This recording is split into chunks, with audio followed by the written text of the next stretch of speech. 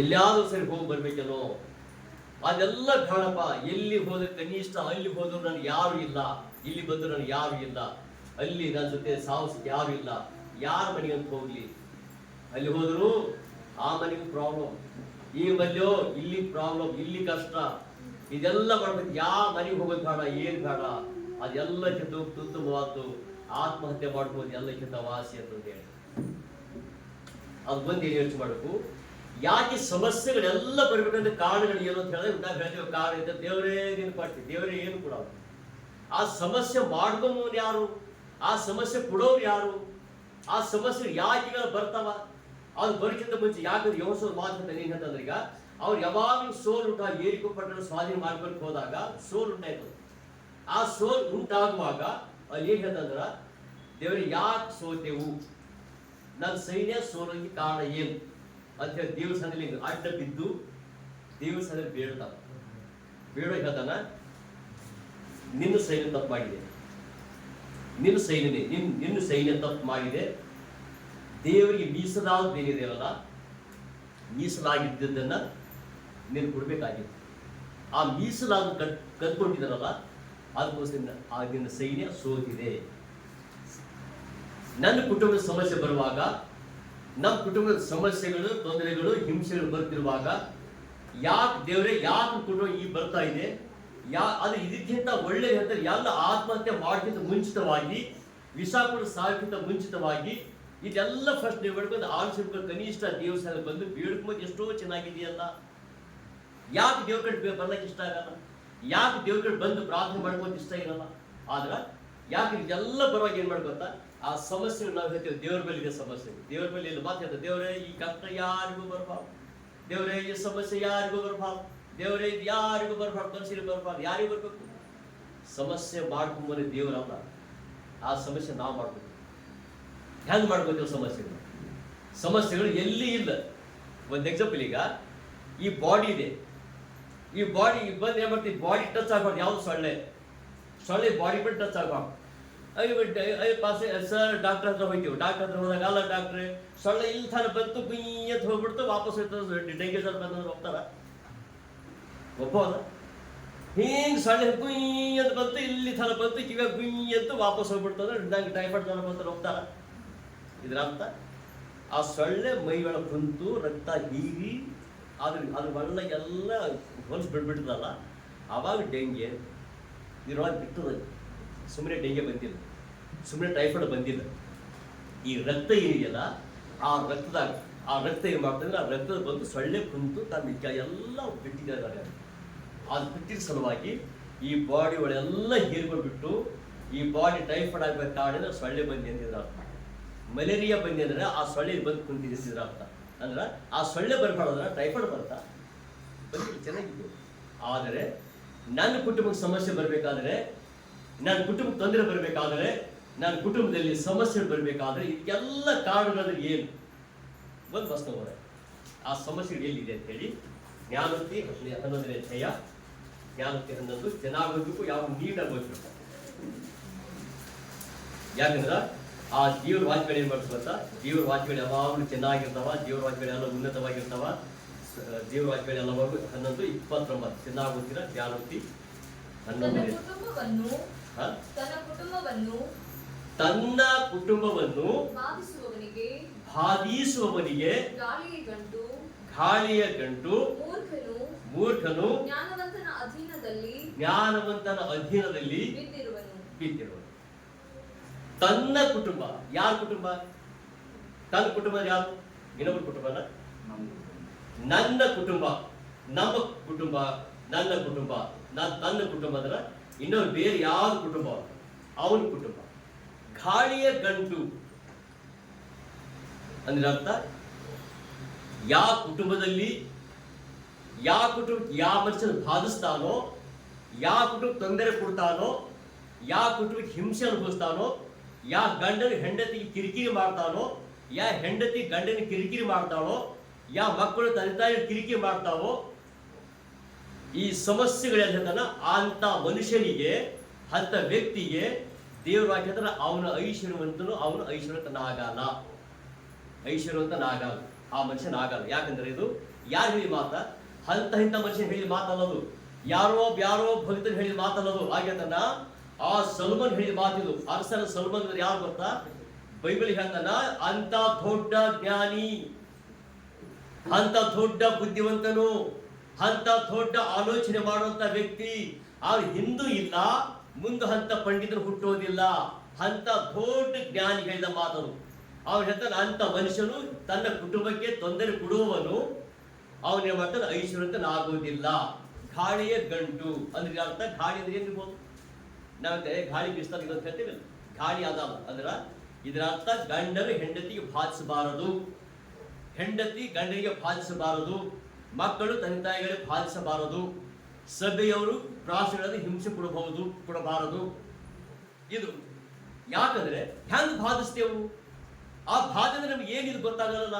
ಯಾವ ರೀತಿ ನಾವು ತೊಂದರೆ ಕೊಡ್ತೇವಲ್ಲ, ಚೆನ್ನಾಗಿದ್ದೇವಲ್ಲ, ಚೆನ್ನಾಗಿಲ್ಲ. ಅದು ಬೈಬಲ್ ಹೇಳ್ತೆ ಚೆನ್ನಾಗಿರೋದಿಲ್ಲ. ಇರೋದಿಲ್ಲ, ಸಮಸ್ಯೆ ಬರೋದಿಲ್ಲ. ಇದರ ಅರ್ಥ ಹೆಂಗ್ ಬರ್ಬೋದು ಸಮಸ್ಯೆಗಳು? ಆ ತೊಂದರೆಗಳನ್ನ ಹೆಂಗ್ ಬರ್ಬಹುದು? ಈ ತೊಂದರೆಗಳು ಬರ್ತಾ ಇರುವ ಹೇಳ್ತಾನೆ, ಆ ತೊಂದರೆ ಬರ್ತಿರುವಾಗ, ಈ ಸಮಸ್ಯೆ ಬರುವಾಗ ಹೇಳ್ತಾನ, ಆ ದೊಡ್ಡ ಅರಸನ ಸಲ್ಮನ್ ಹೇಳ್ತಾನ, ಇಂಥ ಸಮಸ್ಯೆ ಬರ್ಬೇಕಾದ್ರೆ ಅವನು ತನ್ನ ಕುಟುಂಬಕ್ಕೆ ಹಿಂಸೆ ಕೊಡುವವನು ಐಶ್ವರ್ಯತನಾಗುವುದಿಲ್ಲ. ಗಾಳಿಯ ಗಂಟು, ಗಾಳಿ ಅಂದ್ರೆ ಯಾರಿಗಾರೋ ದೇವ್ ಬಡ್ಕೊಂಡು ನಂಬಕ್ಕಿಂತ ಇನ್ನೊಂದು ಮಾತು ಹೇಳ್ತೇವೆ ನಾವು. ಏನ್ ಹೇಳ್ತೇವೆ? ಗಾಳಿ ಶಕಂದಿರ ಅರ್ಥ ಏನು? ದೆವ್ವ ಅಂತಿದ್ರ ಅರ್ಥ, ಪಿಶಾಚಿ ಅಂತಿದ್ರ ಅರ್ಥ. ಅಂದ್ರ ದೆವ್ವ ಪಡ್ಕೊಟ್ಟಿದ್ರ ಅರ್ಥ. ಅಂದ್ರ ಅವ್ನು ಎದ್ದ ತನ್ನ ಕುಟುಂಬದಲ್ಲಿ ಅವ್ರು ಗಾಳಿ ಗಂಟು ಮಾಡಿದ್ರೆ ದೆವ್ವಗಳಿಗೆ ಜಮಾ ಮಾಡಿಟ್ಕೊತ ಅಂತಿದ್ರ ಅರ್ಥ. ಎಲ್ಲ ದೆವ್ವ ತನ್ನ ಮನೆ ಇಟ್ಕೊಳ್ತಾನ, ಎಲ್ಲ ತನ್ನ ಗಂಟೆ ಎಲ್ಲ ಮನೆ ಇಟ್ಕೊಂಡು ಗಾಳಿ ಏನ್ ಮಾಡ್ತಾರೆ, ಗಾಳಿ ಶಕ ಅಂತ ಹೇಳ್ತಾರೆ. ಅಂದ್ರೆ ಗಾಳಿ ಶಕ ಎಲ್ಲ ಗಾಳಿ ತುಂಬಿ ಇಟ್ಕೊಳತ್ತ.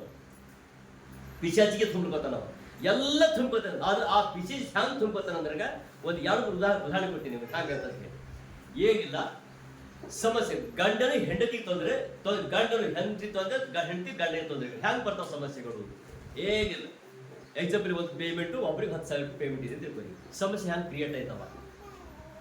ಹೆಂಗಿರ್ತಾವ್ರಿ? ಈಗ ಅದಕ್ಕೆ ಕೆಲವು ಚರ್ಚ್ಗಳು ಮಾಡ್ತಾರೆ, ಅದು ಪದ್ಧತಿ ಅಲ್ಲ, ನಿಯಮಗಳಲ್ಲ. ಆದ್ರೂ ಕೇಳ್ತಾರೆ, ಎಲ್ಲರೂ ಬಿಳಿ ಡ್ರೆಸ್ ಉಟ್ಕೊಂಡ್ ಬರ್ಬೇಕು.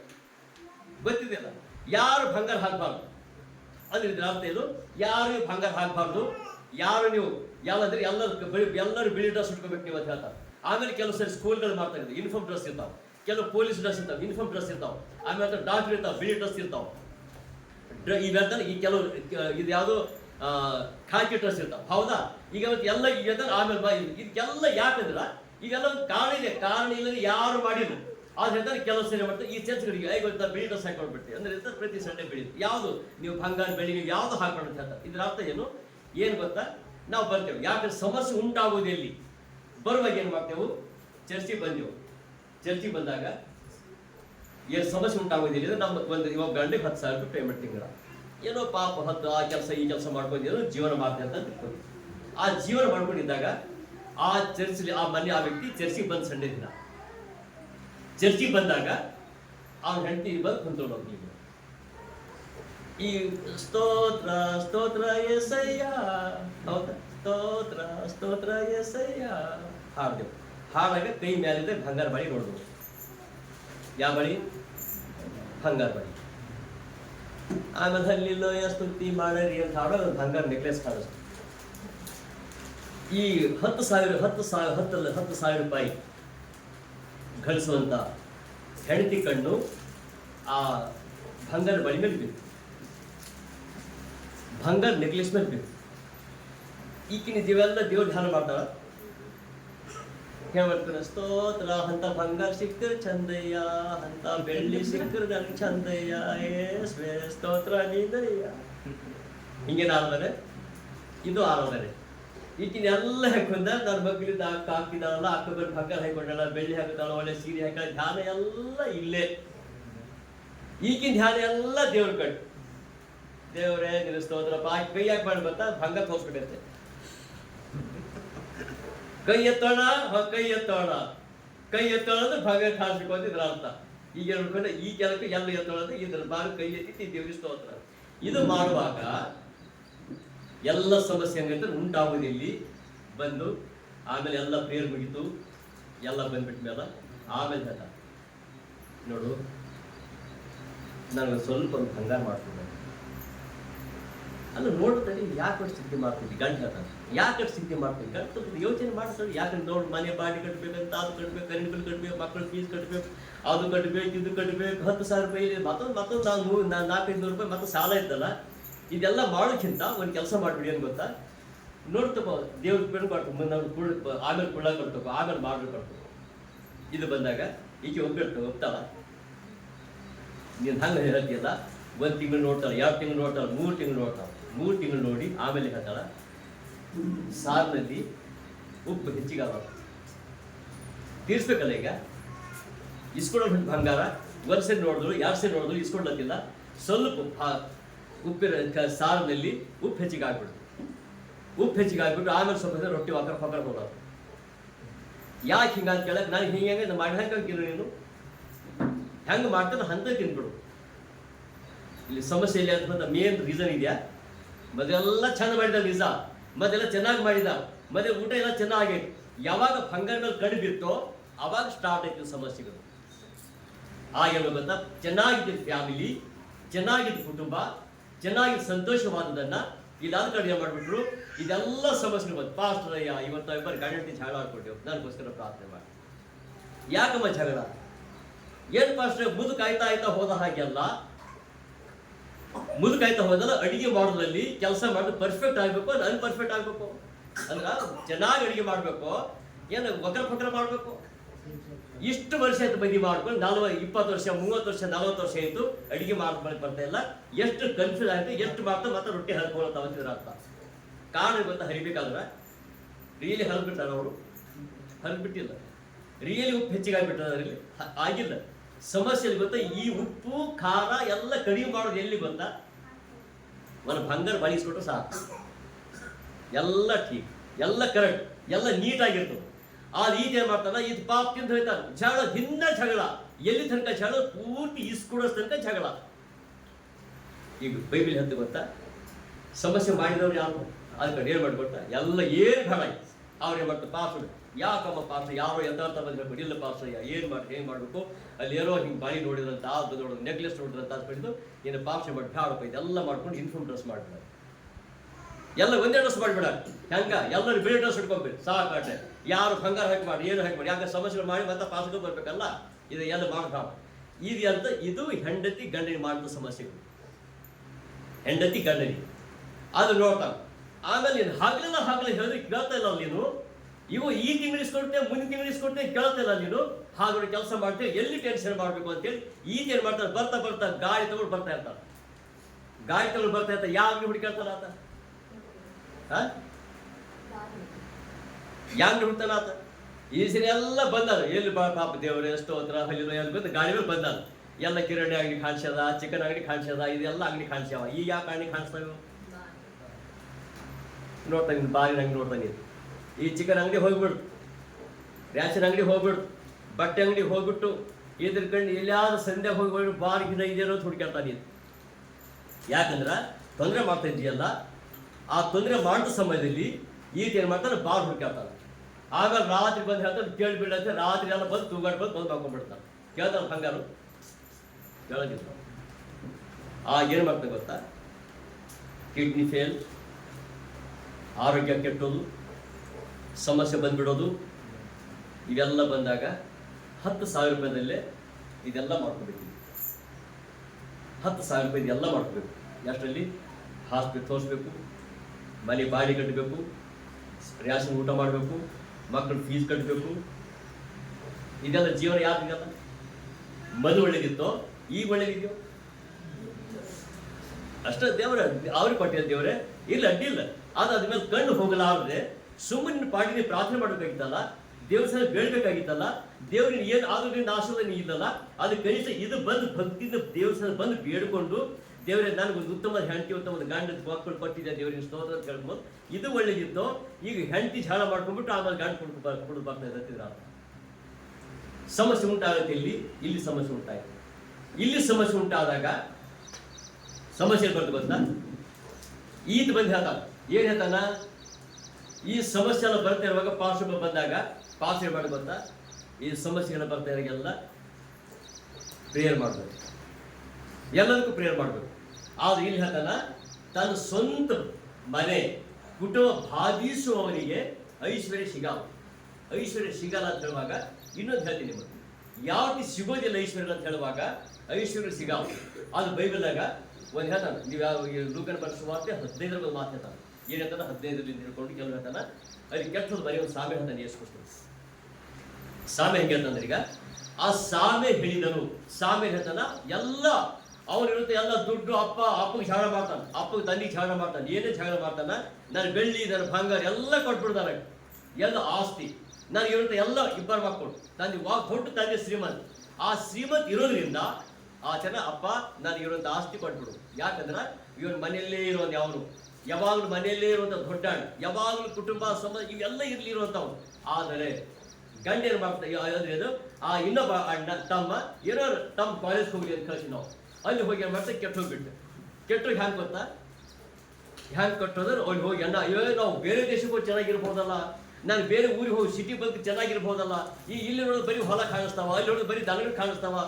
ಸಿಟಿಯಾಗ ಹಂಗಿಲ್ಲ, ಸಿಟಿ ಒಳಗೆ ಹೆಂಗಿರ್ತದೆ ಹೇಳ್ರಿ, ಎಮ್ಮೆ ಕಾಣಿಸ್ತದೆ ಎಲ್ಲಾರ, ಎಮ್ಮೆ ಕಾಣಿಸ್ತದೆ, ಎಮ್ಮೆ ಹಿಡ್ಕೊಂಡು ಹಳ್ಳಿಗೆ ಬರ್ಬೇಕು. ಯಾರೋ ಸರಿ ಕೇಳ್ತಿದ್ರು, ಎಮ್ಮೆಂದ್ರೆ ಹೆಂಗಿರ್ತದ, ಯಾರು ಸಿಟಿ ಅವ್ರ ಬಗ್ಗೆ ಕೇಳ್ತಾ ಇದ್ರು, ಎಮ್ಮೆಂದ್ರೆ ಹೆಂಗಿರ್ತದ, ನಮ್ಗೆ ಗೊತ್ತಿರ್ತದ ಎಮ್ಮೆಂದ್ರೆ ಹೆಂಗಿರ್ತದೆ, ಖಾರಾಗಿರ್ತದಲ್ಲ. ಹೌದಮ್ಮ, ಎಮ್ಮೆ ಪ್ಲೇಹಾಕ, ಎಮ್ಮೆ ಭಾಳ ಖಾರ ಇರ್ತದೆ, ಕಪ್ಪು ಎಮ್ಮೆ ಇರ್ತದ, ಕಪ್ಪು ಎಮ್ಮೆ ಹೆಂಗಿರ್ತದ. ಇದರ ಅರ್ಥ ಸಿಟಿದವ್ರು ಎಮ್ಮೆ ನೋಡಿದಾರ, ಏನೋ ನೋಡಿದ್ರು, ಯಾವಾಗ ನೋಡಿದ್ರು ನಮ್ಮ ಹತ್ರ ಯಾರೋ ಅಲ್ಲಿ ಹೋದ್ರು, ಹಳ್ಳಿ ಯಾರು ಸಾಲತ್ತಲ್ಲ ಗಂಧರು ನೋಡಿಬೋದಿಲ್ಲ ಅಂತ. ಆದ್ರೆ ಇಲ್ಲಿ ಹೇಳ್ದಾನ, ಹಳ್ಳಿ ಒಳಗೆ ಎಲ್ಲ ಸಿಗ್ತದೆ, ಪ್ರತಿಯೊಂದು ಎಲ್ಲ, ಎಮ್ಮೆ ಸಿಗ್ತಾವ, ಆಕಳು ಸಿಗ್ತಾವ, ಕುರಿ ಸಿಗ್ತಾವ, ಆಡು ಸಿಗ್ತಾವ, ಬೆಕ್ಕು ಸಿಗ್ತಾವ, ನಾಯಿ ಸಿಗ್ತಾವ, ಎಲ್ಲ ಸಿಗ್ತಾವ. ಈಗ ನಮ್ಮ ಹತ್ರ ಬೀದಿನಾಗ ಅಡುಗೆ ಹೋಗಿಲ್ಲ ಅಂತ. ಆದ್ರೆ ಹೇಳ್ತಾ ನಂಬರ್ ಸಿಗೋದು ಹೆಚ್ಚಿಗೆ ಬೀದಿನ ಸಾಕಿರ ಏನೋ ಕಮ್ಮಿ. ಆಗ ಹೇಳ್ತಾ ಸುಮ್ಮನೆ ಇಟ್ಟು ಮೂತಿ ಇರ್ತಾನೆ ಸಣ್ಣ ಸಣ್ಣ. ಅಂದ್ರೆ ಅರ್ಥ ಇಲ್ಲಿ ಏನು ಹೇಳ್ತಾನೆ, ಇದೆಲ್ಲ ಸಿಗ್ತಾವ. ಆದರೆ ಅವ್ನು ಸಿಟಿಗೆ ಹೋಗ, ಇಲ್ಲೇನು ಮಾಡಿ, ಇಲ್ಲಿ ಬೇಡ, ಏನು ಬೇಡ, ಸಿಟಿಗೆ ಹೋಗ್ಬಿಡ್ರ ಅಂತ ಹೇಳ್ಬಿಟ್ರು. ಆ ಸಿಟಿಗೆ ಹೋಗ್ಬಿಟ್ಟ ಮೇಲೆ ದುಡ್ಡು ತಗೊಂಡ್ರು, ಆಸ್ತಿ ಭಾಗ ಮಾಡ್ಕೊಂಡ್ರು. ಆಸ್ತಿ ಭಾಗ ಮಾಡ್ಕೊಂಡು ಏನು ಮಾಡ್ಬೇಕ, ಅಲ್ಲಿ ಹೋಗಿ ಎಲ್ಲ ಭಾಗ ಮಾಡ್ಕೊಂಡು ಎಲ್ಲ ಆ ಇಸ್ಪಾಟ್ ಆಡೋದು, ಅದು ಆಡೋದು, ಎಲ್ಲ ಆಡೋದು, ಎಲ್ಲ ಬೇಕಾದಷ್ಟೆಲ್ಲ ಹಾಳು ಮಾಡಿಬಿಟ್ಟು ತನ್ನ ಆಸ್ತಿ ಎಲ್ಲ ಹಾಳು ಮಾಡಿಬಿಟ್ಟ. ಹಾಳು ಮಾಡಿಬಿಟ್ಟಾಗ ಲಾಸ್ಟ್ ಎಲ್ಲ ಹೋಯ್ತು. ಲೂಕನ್ ಬರ್ಸ್ ತೆಗಿರಿ, ತೆಗಿರಿ, ಲೂಕನ್ ಬರ್ಸ್ 15 ಅಧ್ಯಾಯ.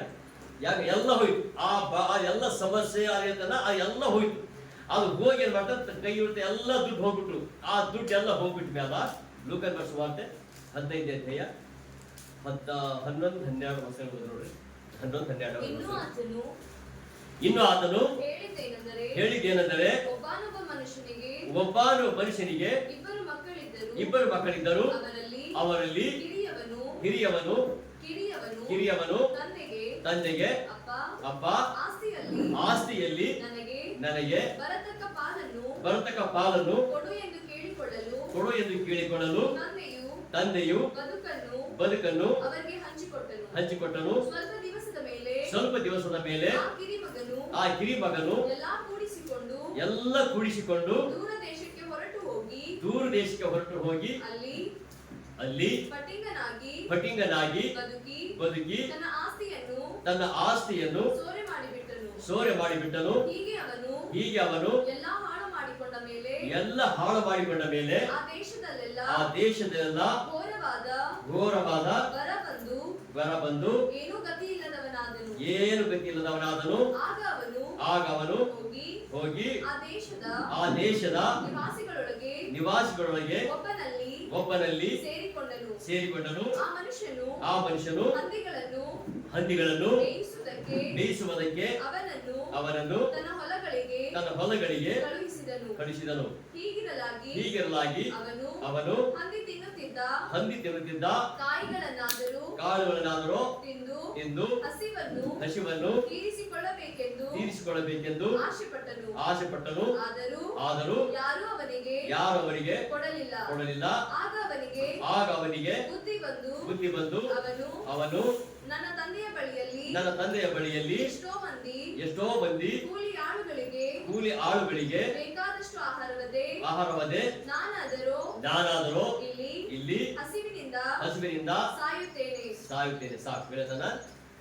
ಇಬ್ಬರು ಮಕ್ಕಳು ಹೇಳ್ತಾನೆ, ಇಬ್ಬರು ಮಕ್ಕಳು ಆಸ್ತಿ ಕೊಟ್ಬಿಟ್ಟು ಎಲ್ಲ ಖರ್ಚು ಮಾಡ್ಬಿಟ್ಟು, ಎಲ್ಲ ಪ್ರತಿಯೊಂದು ಇರುವಂತ ಎಲ್ಲ ಆಸ್ತಿ ಅವ್ರು ಏನು ಬೆಳ್ಳಿ ಅವ್ರ ಪಾಲಿ ಏನು ಬಂತು ಎಲ್ಲ ಖಾಲಿ ಮಾಡ್ಬಿಟ್ಟು ಇಲ್ಲಿ ಬೈಬಲ್ ಹೇಳ್ತಾನೆ ಎಲ್ಲಿ ತನಕ ಖಾಲಿ ಅವ್ರ ಜೊತೆ ಇದ್ದಾನೋ ಅಲ್ಲಿ ತನಕ ಬುದ್ಧಿ ಬರಲಿಲ್ಲ. ಎಲ್ಲಿ ತನಕ ಬೆಳ್ಳಿ ಇತ್ತೋ, ಎಲ್ಲಿ ತನಕ ಬಂಗಾರ ಇತ್ತೋ, ಎಲ್ಲಿ ತನಕ ಇತ್ತೋ, ಎಲ್ಲಿ ಟೋಟಲಿ ಬಂಗಾರ ಯಾವುದು ಅವನಿಗೆ ಯಾವುದು ಸಮಸ್ಯೆ ತರಲಿಲ್ಲ. ಎಲ್ಲ ಫ್ರೆಂಡ್ಸ್ ಇದ್ದರು, ಎಲ್ಲ ಜೊತೆ ಇದ್ದರು, ಎಲ್ಲ ಚೆನ್ನಾಗಿದೆ, ಎಲ್ಲ ಚೆನ್ನಾಗಿದೆ. ಬೆಳ್ಳಿ ಇತ್ತು, ಬಂಗಾರ ಇತ್ತು, ಇಸ್ಪಟ್ ಆಡ್ಬೇಕಾಗಿತ್ತು, ಬೇಕಾದ ಎಲ್ಲ ಕುಡಿಯಲಾಕ ಎಲ್ಲ ಬೇಕಾದ ಚೆನ್ನಾಗಿ ಸಿಗ್ತಿತ್ತು. ಸಿಗ್ತಿರುವಾಗ ಅವ್ರು ಯಾವುದು ಬರೀ ಯೋಚನೆ ಮಾಡಿಲ್ಲ, ಯಾವಾಗಲೂ ತೊಂದರೆ ಉಂಟು ಮಾಡಿಲ್ಲ, ಯಾವುದಕ್ಕೂ ಬಾಧಿಸಿಲ್ಲ. ಈಗಾದ್ರೆ ಇಲ್ಲಿ ಬೈಬಲ್ ಹೇಳ್ತಾನೆ ಎಲ್ಲ ಚೆನ್ನಾಗಿದೆ. ಯಾವಾಗ ಇಲ್ಲಿ ಹೇಳ್ತಾನೆ ಈಗ ಮನುಷ್ಯನ ಚೆನ್ನಾಗಿ ಹೇಳ್ತಾನ, ಖಾಲಿ ಜೇಬು ಮನುಷ್ಯನಿಗೆ ಒಳ್ಳೆ ಪಾಠ ಕಲಿಸ್ತಾನೆ ಹೇಳ್ತಾನೆ. ಆದ್ರೆ ಎಲ್ಲ ಇರೋಸ್ತಾನೆ ಏನು ಇಲ್ಲ, ಪ್ರಾಬ್ಲಮ್ ಏನು ಸಮಸ್ಯೆ ಉಂಟಾಗಿಲ್ಲ. ಇದರ ಅರ್ಥ ಏನು? ಆ ಕುಟುಂಬದಲ್ಲಿ ಇದೆಯಲ್ಲ, ಕುಟುಂಬದ ಇರೋಸ್ತಾನೆ ಏನು ಪ್ರಾಬ್ಲಮ್ ಇಲ್ಲ. ತಂದೆ ಇದ್ದಾರ, ತಾಯಿ ಇದ್ದಾರ, ಇರೋಸ್ತಾನೆ ಎಲ್ಲ ಏನು ಇಲ್ಲ, ಯಾವುದು ಪ್ರಾಬ್ಲಮ್ ಇಲ್ಲ. ಇಲ್ಲಿ ಬೈಬಲ್ ಹೇಳ್ತಾರೆ, ದೂರ ದೇಶಕ್ಕೆ ಹೋದ್ರಲ್ಲ ಊಟ ಹಾಕೋನು ಯಾರು ಇಲ್ಲ. ದೂರ ದೇಶಕ್ಕೆ ಹೋದಾಗ ದುಡ್ಡು ಕೊಡೋರು ಯಾರು ಇಲ್ಲ. ದೂರ ದೇಶಕ್ಕೆ ಹೋದಾಗ, ಆ ಬೇರೆ ದೇಶಕ್ಕೆ ಹೋದಾಗ, ಬೇರೆ ಊರಿಗೆ ಹೋದಾಗ ಅವ್ರಿಗೆ ಆರಾಮಿಲ್ಲ, ನೋಡೋರು ಯಾರು ಇಲ್ಲ. ಆ ಯಾರು ನೋಡ್ಬೇಕಾಗಿತ್ತು ಅವರೆಲ್ಲ ಒಳ್ಳೆ ಫ್ರೆಂಡ್ಸ್ ಹೇಳಿದ್ರೆ, ಬಾ ಹೋಗೋಣ ಬಾ ಫ್ರೆಂಡ್, ಹೋಗೋಣ ಬಾ, ಊಟ ಮಾಡೋಣ ಬಾ, ಕುಡಿಯೋಣ ಬಾ, ತಿನ್ನೋಣ ಬಾ, ಕರ್ಕೊಂಡು ಹೋಗಿದ್ದ. ಆದ್ರೆ ಅಲ್ಲೆಲ್ಲ ಹೋದ್ಮೇಲೆ ಅಲ್ಲಿ ಹೋದ ದುಡ್ಡಿರಾಸ್ತನ ಫ್ರೆಂಡು, ದುಡ್ಡಿರಾಸ್ತನ ಸ್ನೇಹ, ದುಡ್ಡಿರಾಸ್ತನ ಪ್ರೀತಿ, ದುಡ್ಡಿರಾಸ್ತನ ಸಂತೋಷ, ದುಡ್ಡಿರಾಸ್ತನ ಎಲ್ಲ ನಿನ್ನ ಅನ್ನವನು, ದುಡ್ಡಿರಾಸ್ತನ ಎಲ್ಲರೂ ನಮ್ಮವರು. ದುಡ್ಡು ಯಾವಾಗ ಖಾಲಿ ಆಯಿತೋ, ದುಡ್ಡು ಯಾವಾಗ ಎಲ್ಲ ಹೋಗ್ತಾ ಇತ್ತೋ, ದುಡ್ಡು ಯಾವಾಗ ಸಂಪೂರ್ಣ ಜೇಬೆಲ್ಲ ಖಾಲಿ ಆಯ್ತಾ ಬರ್ತಲ್ಲ, ಅವಾಗ ಹಣ್ಣು ಒಬ್ಬರು ಹೋಗ್ಬಿಟ್ರು. ಒಬ್ಬರು ಹೋಗ್ಬಿಟ್ಮೇಲೆ ಇಲ್ಲಿ ಹೇಳ್ತಾನ ಎಲ್ಲ ಹೋಗ್ಬಿಟ್ಟು ಲಾಸ್ಟ್ ಬರೋ ಬೇಕಾದ ದುಡ್ಡು ತುಂಬ್ಕೊಂಡ್ಬಂದಾನ ಅಪ್ಪನ ಮನೆಯಿಂದ. ದುಡ್ಡು ಬರುವಾಗ ಬೇಕಾದ ಎಲ್ಲ ತುಂಬ್ಕೊಂಡ್ ಬಂದಿದ್ದಾನ. ಅದು ತಿರುಗಿ ಹೋಗುವಾಗ ಎಲ್ಲ ಫ್ರೆಂಡ್ಸು, ದುಡ್ಡು, ಬೆಳ್ಳಿ, ಬಂಗಾರ ಎಲ್ಲ ಕೈ ಬಿಟ್ಟು ಹೋಗ್ಬಿಟ್ಟು. ಇಲ್ಲಿ ಬೈಬಲ್ ಹೇಳ್ತಾನ 17 ವರ್ಷ ಎಲ್ಲ ಕೈ ಬಿಟ್ಟು ಹೋದ್ಮೇಲೆ ಅವ್ನಿಗೆ ಏನು ಬಂದು ಗೊತ್ತಾ? ಜೀವನ ದುಡ್ಡು ಇರಾಸ್ತನ ಬುದ್ಧಿ ಬಂದಿಲ್ಲ, ಬಂಗಾರ ಇರಾಸ್ತನ ಬುದ್ಧಿ ಬರಲಿಲ್ಲ, ಫ್ರೆಂಡ್ ಇರಾಸ್ತನ ಬುದ್ಧಿ ಬರಲಿಲ್ಲ, ದಲಿತ ಇರಾಸ್ತನ ಬುದ್ಧಿ ಬರಲಿಲ್ಲ, ಯಾವುದು ಬುದ್ಧಿ ಬರಲಿಲ್ಲ. ಎಲ್ಲ ಬಿಟ್ಟು ಹೋಗುವಂತ, ಹಂದಿ ತಿನ್ನುವಂತ, ಕಾಳು ತಿನ್ಬೇಕಂತ ಯಾವಾಗ ಬಂತೋ ಅವಾಗ ಬುದ್ಧಿ ಬಂತು ಅಂತ. ಬುದ್ಧಿ ಯಾವಾಗ ಬಂತಂದ್ರ ಎಲ್ಲ ಕಳೆದು ಹೋಗ್ಬಿಟ್ಟಾವ, ಎಲ್ಲ ಸಂಪೂರ್ಣ ಎಲ್ಲ ಜೇಬು ಖಾಲಿ ಆಗಿ ಹೋಗ್ತಾವ, ಎಲ್ಲ ಜೇಬೆಲ್ಲ ಸಂಪೂರ್ಣ ಖಾಲಿ ಆಗಿ ಹೋಯ್ತಲ್ಲ. ಆ ಖಾಲಿ ಆಗಿ ಹೋಗಿದಾಗ ಇಲ್ಲಿ ಮಾಡಿದ ಬಂದ ಅವ್ರ ಸ್ವಂತ ತಂದೆ ಹತ್ರ ಆಸ್ತಿ ಕೈದ. ಆದ್ರೆ ಇಲ್ಲಿ ಹೇಳ್ತಾನೆ ಸ್ವಂತ ಎಲ್ಲ ಖಾಲಿ ಮಾಡಿಬಿಟ್ಟನಲ್ಲ, ಆ ಖಾಲಿ ಬಿಟ್ಟ ಮೇಲೆ ಅಲ್ಲಿ ಖಾಲಿ ಹೋಯ್ದು ಆಗ ಬುದ್ಧಿ ಬಂತು. ಯಾವಾಗ ಎಲ್ಲ ಕಾವು ಹೋಗ್ಬಿಟ್ಟಿದ ನಂತರ, ಎಲ್ಲ ಸಂಪೂರ್ಣ ಹೋಗ್ಬಿಟ್ಟು ಎಲ್ಲ ಖಾಲಿ ಆಗೋಯ್ತು. ಆ ಖಾಲಿ ಆಗ ಹೋಗಿದ್ದ ನಂತರ ಇಲ್ಲಿ ಹೇಳ್ತಾನೆ ಆಗ ಬುದ್ಧಿ ಬಂತು. ಬಂಗಾರಿಲ್ಲ ಬುದ್ಧಿ ಬರಲಿಲ್ಲ, ಬೆಳ್ಳಿ ಇದ್ದಾಗ ಬುದ್ಧಿ ಬರಲಿಲ್ಲ, ಫ್ರೆಂಡ್ಸ್ ಇಲ್ಲಾಗ ಬುದ್ಧಿ ಬರಲಿಲ್ಲ, ಎಲ್ಲ ಇಲ್ಲ, ಏನು ಬುದ್ಧಿ ಬರಲಿಲ್ಲ. ಯಾವಾಗ ಕೈ ಒಳಗೆ ಎಲ್ಲ ಕಳ್ಕೊಂಡು ಹೋಗ್ಬಿಟ್ಟನೋ ಆಗ ಹೇಳ್ತಾನೆ ಆಗ ಬುದ್ಧಿ ಬಂದು ಯಾರು ನೆನಪಾಯ್ತು? ಆಗ ರಿಯಲಿ ನೆನಪಾಯ್ತು. ಹೆಂಗ್ ನೆನಪುಂತ? ಆಮೇಲೆ ಎಲ್ಲ ಇಲ್ಲಿ ಕುಂತ ಏನು ಇಲ್ಲಿ ಕುಂತಾಗೆಲ್ಲ ಆ ಬಾವು ಅವು ಎಲ್ಲ ಬಂದವು. ಇಲ್ಲೆಲ್ಲ ಆ ಸೀನು, ಈ ಸೀನು, ಎಲ್ಲ ಸೀನ್ ಬಂದವ. ಎಲ್ಲಿ ಸಿಟಿಯಾಗಿರೋ ತನಕ ಅವ ಯಾವಾಗ ಎಲ್ಲ ದುಡ್ಡು ಕಾಲು ಹೋಗ್ಬಿಟ್ಟವಲ್ಲ, ಆ ಪೂರ್ತಿ ಎಲ್ಲ ನಶೆ ಎಲ್ಲ ಇಳಿದು ಹೋಗ್ಬಿಟ್ಟ ಮೇಲೆ ಆಮೇಲೆ ಸಂಪೂರ್ಣ ಬೈಬಲ್ ಬುದ್ಧಿ ಬಂತು. ಬುದ್ಧಿ ಬಂದಾಗ ಅವಾಗ ತಂದೆ ಮನೆಗೆ ಇದ್ದವು, ಅವಾಗ ಬುದ್ಧಿ ಬರಲಿಲ್ಲ. ಫಲ ಎಷ್ಟೋ ಜನ ಕೂಲಿ ಆಳುಗಳಿದ್ದವು, ಬುದ್ಧಿ ಬರಲಿಲ್ಲ. ಅದು ಬೈಬಲ್ ಹೇಳ್ತದ ಅವಾಗ ಬುದ್ಧಿ ಬಂದಾಗ ಅವಾಗ ಯೋಚನೆ ಮಾಡ್ತಂದ್ರೆ ಅರ್ಥ ಎಲ್ಲ ಫುಲ್ ಇರುತ್ತೆ. ಈಗ ತಪ್ಪು ಮಾಡಿದವ್ರಿಗೆ ಏನು ಮಾಡ್ತಾ ಗೊತ್ತಾ? ಒಂದು ಮಗು ಚೀಲ ಹಾಕ್ತಾರೆ, ಈ ಕೊಲೆ ಅದ್ಯಾರು ಮಾಡ್ತಾರೆ, ಮಗು ಚೀಲ ಟಿವಿ ನೋಡಿಬೋದಿಗಾರ ಕಟ್ಟನ ಬಂದು ಹೇಳ್ಬಿಡ್ತಾ ಹಿಂಗೆ ಇಷ್ಟ ಹಾಕೊಂಡು ಹೋಗ್ತಾರೆ. ಇವ್ರು ಕರೆಕ್ಟ್ ಲೋಕ ನೋಡಿಲ್ಲವ. ಅವೆಲ್ಲ ತಂದೆ ಮನೆಗೆ ಇರಿಸ್ತಾನೆ, ಎಲ್ಲ ಚೀಲ ಹಾಕಿದ್ ಹಾಕಿ ಎಲ್ಲ ಚೆನ್ನಾಗಿತ್ತು. ಎಲ್ಲ ಹೆಂಗಿತ್ತಂದ್ರೆ ಯಾವುದು ಕಾಣಿಸಿಲ್ಲ, ಏನೇನು ಕಾಣಿಸಿಲ್ಲ ಅವನಿಗೆ. ಆಮೇಲೆ ಯಾವಾಗ ಮುಖದ ಮೇಲೆ ಚೀಲ ಬಂದು ತೆಗಿತೋ ಅವಾಗ ನಮ್ಮ ತಂದೆ ಮನೆಗೆ ಎಷ್ಟೋ ಜನ ಕೂಲಿ ಆಳುಗಳಿದ್ದೀರಲ್ಲ, ಅಯ್ಯೋ ಎಷ್ಟೋ ಜನ ಬೇಕಾದ ಎಷ್ಟು ಇದ್ರು. ಅದು ಇಲ್ಲಿ ಆದ್ರೂ ನಾನು ಎಲ್ಲ ಬರ್ತಾನೆ ಎಲ್ಲ ತೆಗೆದಾಗ ಎಲ್ಲ ಹಂದಿ ಕಾಣತಾವ. ಅಲ್ಲಿ ಹಂದಿ ಕಾಣ ಕಾಳು ಹಾಕಬೇಕು, ಇವನೇ ಕಾಳು ಭಾಳ ಹೊಸ ಬಿಡ್ತಾ, ಅದು ಹಂದಿಗೆ ಅರ್ಧ ಹಾಕೋದು ಇವ್ ಸ್ವಲ್ಪ ತಿನ್ಬೇಕು ಅಂತ. ಅದು ಇದ್ದ ಜೀವನ. ಅವಾಗ ಹೇಳ್ತಾನ ತೂತು ಎಂಥ ಕೆಟ್ಟ ಕೆಲಸ ಮಾಡಿಬಿಟ್ಟೆ ನಾನು, ಎಂಥ ಬುದ್ಧಿಹೀನ ಕೆಲಸ ಮಾಡಿಬಿಟ್ಟೆ. ನಮ್ಮ ತಂದೆ ಮನೆಗೆ ಎಷ್ಟೋ ಕೂಲಿ ಆಳುಗಳಿದ್ದಾರಲ್ಲ, ಎಷ್ಟೋ ಜನ ಕೆಲಸ ಮಾಡಿರ್ತಾರಲ್ಲ, ನಮ್ಮ ತಂದೆ ಎಂಥ ದೊಡ್ಡ ಶ್ರೀಮಂತ ಅನ್ಕೋಲ್ಲ. ಅಂದ್ರೆ ಅವಾಗ ತಂದೆ ನೆನಪು ಬಂತು ಅಂದಿರತ್ತ. ಆ ತಂದೆ ಮನೆಗೆ ಇರೋಸ್ತಾನೆ ನೆನಪು ಬರಲಿಲ್ಲ. ತಂದೆ ಮನೆಗೆ ಇರೋಸ್ತಾನೆ ಕೂಲಿ ಆಳುಗಳು ಯಾರು ಕಣ್ಣಿಗೆ ಕಾಣಿಸಿಲ್ಲ. ಎಲ್ಲ ಫ್ರೆಂಡ್ಸು ಅದು ಎಲ್ಲ ಕಣ್ಣಿಗೆ ಕಾಣಿಸಿದಾರೆ. ಯಾವಾಗ ಅವು ಬೇರೆ ದೇಶಕ್ಕೆ ಹೋಗ್ಬಿಟ್ಟನೋ ಆಗ ಹೋಗ್ಬಿಟ್ಟಿವಿ. ಅದು ಬೈಬಲ್ ಹೇಳ್ತದ ಒಳ್ಳೆ ಬುದ್ಧಿ ಬಂತು ಅವ್ನಿಗೆ. ಎಂಥ ಬುದ್ಧಿ ಬಂತಂದ್ರೆ ಎಂಥ ಬುದ್ಧಿ, ಸಂಪೂರ್ಣ ಪರಿಪೂರ್ಣ ಬುದ್ಧಿ ಬಂದು ಆಗ 18 ಹಾಗೆ ಹೋದು ಏನು ಬಂತಂದ್ರೆ ಈಗ ಅಲ್ಲಿ ನಾನು ಎದ್ದು ಎಲ್ಲಿದ್ದು ಹಂದಿ ಬಿಡ್ಬೇಕು ಹಿಂಗೆಲ್ಲ, ನಾನು ಎದ್ದು ನನ್ನ ತಂದೆಯ ಬಳಿಗೆ ಹೋಗಿ ಅವನಿಗೆ ಅಪ್ಪ ಪರಲೋಕಕ್ಕೆ ವಿರೋಧವಾಗಿಯೂ ನಿನ್ನ ಮುಂದೆಯೂ ಪಾಪ ಮಾಡಿದ್ದೇನೆ, ಇನ್ನು ನಾನು ನಿನ್ನ ಮಗನೆನಿಸಿಕೊಳ್ಳುವುದಕ್ಕೆ ಯೋಗ್ಯನಲ್ಲ, ನನ್ನನ್ನು ಕೂಲಿ ಆಳುಗಳಲ್ಲಿ ಒಬ್ಬನಂತೆ ಮಾಡು ಎಂದು ಹೇಳುವೆನು ಅಂದುಕೊಂಡು ಎದ್ದು ತನ್ನ ತಂದೆಯ ಕಡೆಗೆ ಎದ್ದು ಹಂದಿಗಳಿಂದ ಹಂದಿ ಬಿಟ್ಟ ಎಲ್ಲ್ಯಾಕೆ ಹೋಗಲಿಕ್ಕೆ ಹಂದಿ ಅಡ್ಡಿಲ್ಲ. ಅಪ್ಪನ ಮನೆ ಬಂತು, ಅಪ್ಪನ ನೆನಪು ಬಂದು ಪಟ್ಟ ಎದ್ದು ಹ್ಯಾಂಗೆ ಬಂದಿರ್ಬೋದು ಸುಮ್ಮನೆ ಯೋಚನೆ ಮಾಡ್ಬೋದು. ದುಡ್ಡಂತೂ ಇಲ್ಲ, ಹೋಗಾಗ ಎಲ್ಲ ಬೆಳ್ಳಿ ಬಂಗಾರ ಫ್ರೆಂಡ್ಸ್ ಎಲ್ಲ ಸೇರಿ ಹೋಗ್ಯಾರ. ಬರೋವಾಗ ಸಿಂಗಲ್ ಬಂದು ಬರಾಕ ಇದು ಏನಿದ್ದಾನ ಎಲ್ಲ ಕೆಡ್ಸೋಗ್ಬಿಟ್ಟು. ಆಮೇಲೆ ಕೆಲಸ ಹೆಂಗಿರುತ್ತೆ ಗೊತ್ತಾ, ಇದು ಈ ಸಮಸ್ಯೆಗಳು ಹೆಂಗೆ ಬರ್ತದೆ ಕ್ರಿಯೇಟ್ ಅಂತ ಆದಾಗ ಕುಟುಂಬಗಳು ತನ್ನ ಕುಟುಂಬದಲ್ಲಿ ತನ್ನನ್ನೇ ಜೀವನ ಹಾಳು ಮಾಡ್ಕೋಬೋದು. ಬೈಬಲ್ ಹೇಳ್ತಾರೆ ತನ್ನಲ್ಲೇ ತನ್ನ ಜೀವಿತ ಹಾಳು ಮಾಡ್ಕೋಬೋದು.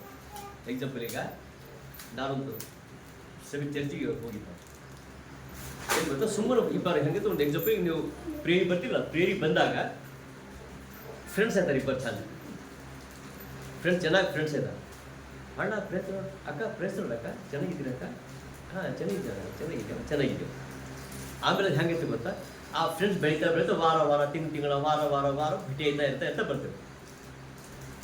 ಈ ಸಮಸ್ಯೆ ಯಾವಾಗ ಬರ್ತದೆ ಇಲ್ಲಿ ಅಂತ ಹೇಳ್ತೀನಿ. ನೀವು ಬಂದ ಏನು ಮಾಡ್ತಾನೆ, ಇಲ್ಲೇ ಬರ್ತೀವಿ, ಬಂದು ರೀತಿ ಕೇಳ್ತೇವೆ, ಅಣ್ಣ ಒಂದು 10,000 ರೂಪಾಯಿ ಕೊಡು, ಅಣ್ಣ ಒಂದು 10,000 ರೂಪಾಯಿ ಕೊಡು, ನಿನಗೊಂದು 2 ದಿನ ಕೊಡ್ತೇವೆ.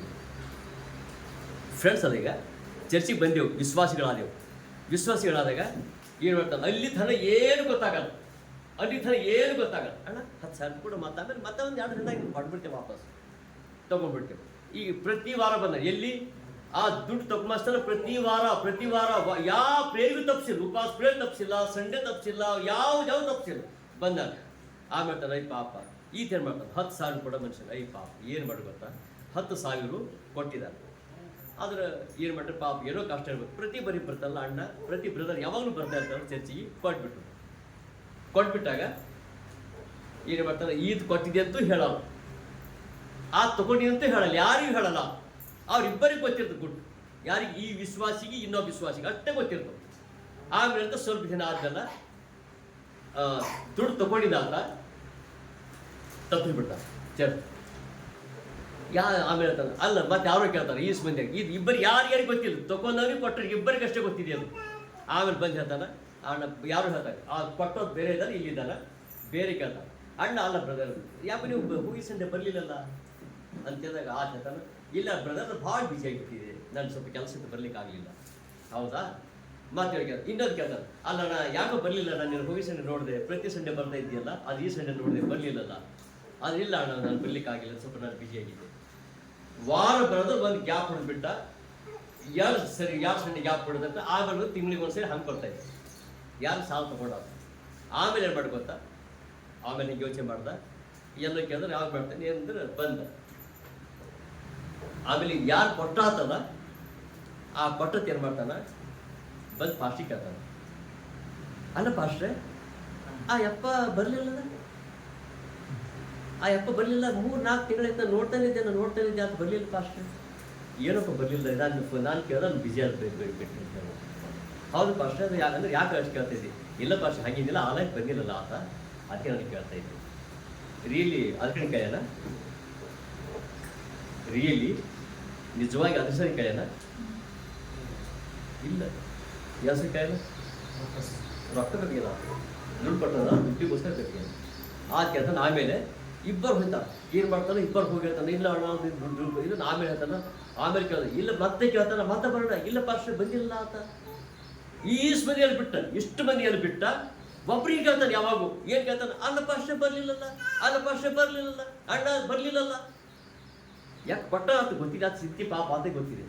ಆಮೇಲೆ ಭಾಳ ಕೇಳಿದಾಗ ಪಾಪ ಹೇಳಿ, ಯಾಕಪ್ಪ ಹಗಲೆಲ್ಲ ಆತನ ಕೇಳ್ತಾ ಇದೆಯಲ್ಲ, ಹಗಲೆಲ್ಲ ಆತನ ಕೇಳ್ತಾ ಇದೆಯಲ್ಲ, ಯಾರು ಬೇರೆ ಯಾರಿಗೆ ಕೇಳಿಲ್ಲ, ಆತನಿಗೆ ಕೇಳಿಲ್ಲ, ಈ ಅಣ್ಣಗೆ ಕೇಳಿಲ್ಲ, ಆತನ ಕೇಳಲ್ಲ, ಯಾಕೆ ಕೇಳ, ಬರೀ ಆತನಿಗೆ ಕೇಳ್ತೀಯಲ್ಲ.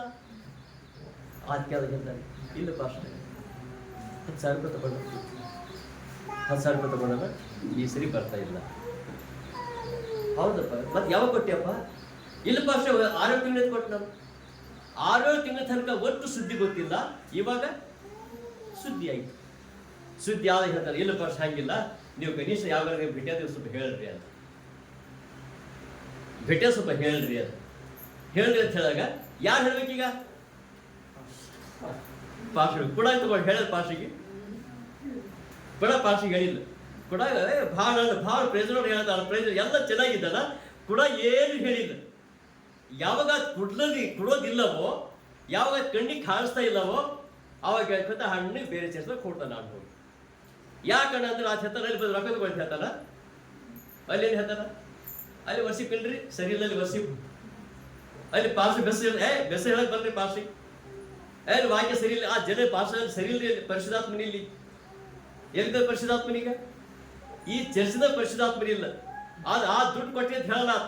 ಈ ಚರ್ಚದ ಪರಿಶುದ್ಧಾತ್ಮನಿಲ್ಲ, ಈ ಪರಿಶುದ್ಧ ಬೆಸ ಸರಿ ಇಲ್ಲ, ಈ ಪರಿಶುದ್ಧ ಆರ್ಡರ್ ಸರಿ ಇಲ್ಲ, ಈ ಪಾರ್ಶ್ವ ಜನ ಸರಿ ಇಲ್ಲ, ಯಾರು ಸರಿ ಇಲ್ಲ. ಈಗೆಲ್ಲ ಸರಿ ಇದ್ದಾರೆ, ಬೇರೆ ಚರ್ಚೆಗೆ ಹೋಗಿ ಸರಿಯಾಗಿದ್ದಾರೆ. ಅಲ್ಲಿ ಮತ್ತೆ ಚೆನ್ನಾಗಿ ಹೋಗಿ ಮತ್ತಲ್ಲಿ 4 ಸಾಲ ಮಾಡ್ತಾನೆ, ಅಲ್ಲಿ ಸಾಲ ಮಾಡಿ ಮತ್ತಲ್ಲಿ ಆ ಚರ್ಚ್ ಸರಿ ಇಲ್ಲ. ಲಾಸ್ಟ್ ಹೇಳಿ ಗೊತ್ತಾ, ಆ ಚರ್ಚ್ ಸರಿ ಇಲ್ಲ, ಈ ಚರ್ಚ್ ಸರಿ ಇಲ್ಲ, ಅದು ಸರಿ ಇಲ್ಲ. ಲಾಸ್ಟ್ ಹೇಳ್ಬಿಡ್ತಾನೆ, ಯಾವ ಬಿಟ್ಟು ಬಂದು ನಾವು ದೇವ್ರಿಗೆ ನಂಬಿದೇವಲ್ಲ ಅದೇ ಎಷ್ಟೋ ಉತ್ತಮ ರೀ ಅಂತ ಹೇಳ್ಬಿಡ್ತಾನೆ.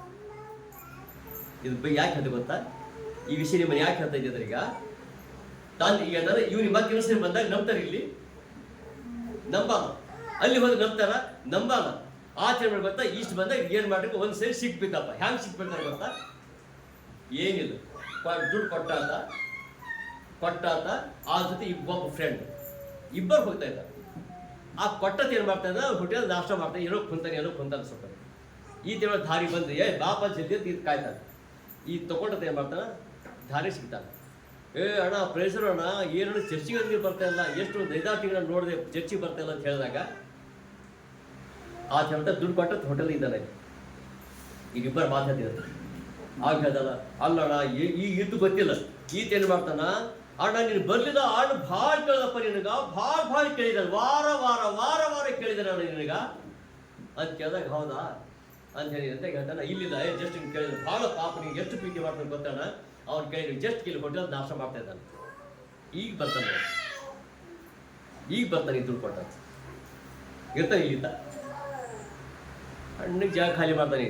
ಯಾಕಂದ್ರೆ ಆದ್ ಬಂದ್ರೆ ಏನ್ ಮಾಡಕ್ಕೆ, ಈಗ ರೊಕ್ಕ ಕೊಡ್ಬೇಕು, ದುಡ್ಡು ಕೊಡ್ಬೇಕು. ಈಗ ಆತಾರೆ ಆ ದುಡ್ಡು ಕೊಡ್ಬೇಕಾದ್ರೆ ಹಣ್ಣಿಗೆ ಹೇಳ್ತಾನೆ, ಏನು ಹೇಳ್ತಾನೆ, ನಾನು ಈಗ ಬರ್ತೇನೆ, ಈಗ ಪ್ರೇಸರ್ ಬರ್ತೇನೆ ಹೋಗ್ಬಿಡ್ತಾನೆ. ಈಗ ಇಲ್ಲಿ ಏನು ಹೇಳ್ತಾನ, ಇದರಂತ ಈ ವಿಶ್ವಾಸಿಗಳಲ್ಲಿ ಇಂಥ ಸಮಸ್ಯೆಗಳು ಯಾಕೆ ಉಂಟು ಅಂತಂದ್ರೆ, ಈಗ ತನ್ನ ಮನೆ ಎಲ್ಲ ಕಡೆ ನಂಬಿಕೆ ಕಳ್ಸ್ಕೊಂಡು ಬಿಟ್ಮೇಲ ಅವ್ನು ಎಲ್ಲಿ ದುಡ್ಡು ಸಿಗಲ್ಲ, ಎಲ್ಲಿ ಯಾರು ನಂಬೋದಿಲ್ಲ, ಯಾರು ತಂದೆ ತಾಯಿ ಇಟ್ಕೊಂಬೋದಿಲ್ಲ, ಸಂಬಂಧಿ ಇಟ್ಕೊಂಬೋದಿಲ್ಲ, ಯಾರು ಇಟ್ಕೊಂಬೋದಿಲ್ಲ. ಅದಕ್ಕೆ ಹೇಳ್ತಾನ, ಇದು ವರ್ಷ ಓದ್ರಿ, ಇನ್ನೊಂದು ಪ್ರಾರ್ಥನೆ ಮಾಡ್ರಿ. ಜ್ಞಾನೋಕ್ತಿ